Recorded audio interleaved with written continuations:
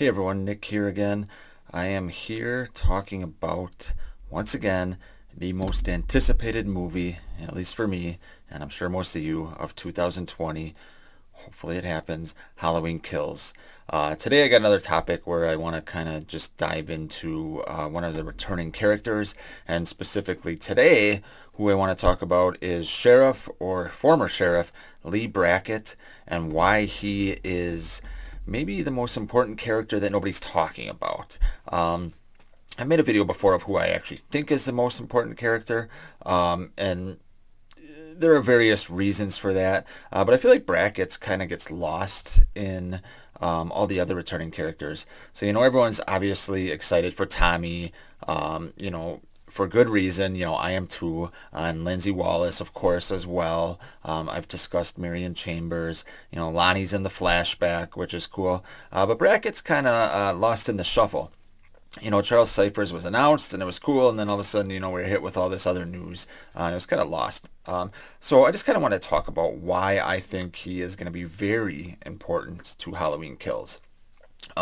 First thing I want to mention, though, is we have to remember that the last time we saw Brackett in this timeline was not seeing Annie's dead body. It was when he was in the cop car and Loomis was telling him to go, I think, go in the backyards and look, or go in the, I don't know if it was an alley or whatever. But basically he was looking for Michael, and Loomis was like, I found the car. And that he drives off, and that's the last time we saw him in this timeline. We never saw him close Annie's eyes and, yell at Loomis, we say, you let him out, or whatever. I'm terrible at impressions. But basically that's what he says. But that does not exist in this timeline. So last we saw him, he was looking for Michael after Loomis told him to go around to the backyards.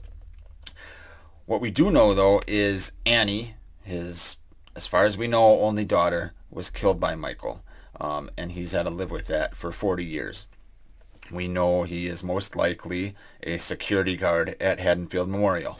So the question is, in those 40 years, did Brackett go and visit Michael at Smith's Grove Sanitarium, or wherever Michael was before he went back to Smith's Grove?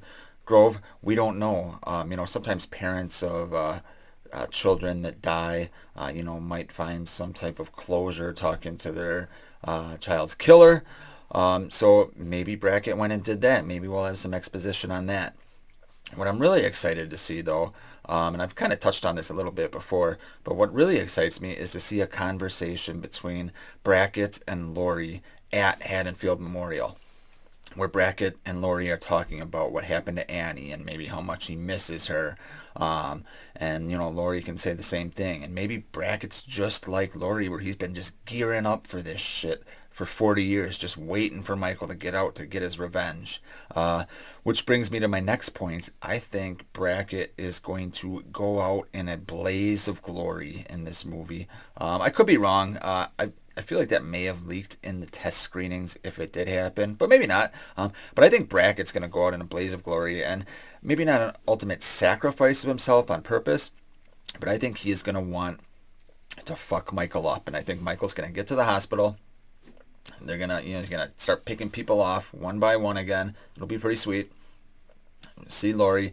Brackett's going to come out of nowhere, and, I think he's going to probably have the upper hand on Michael after a while, talking shit, this is for Annie, or whatever he would say.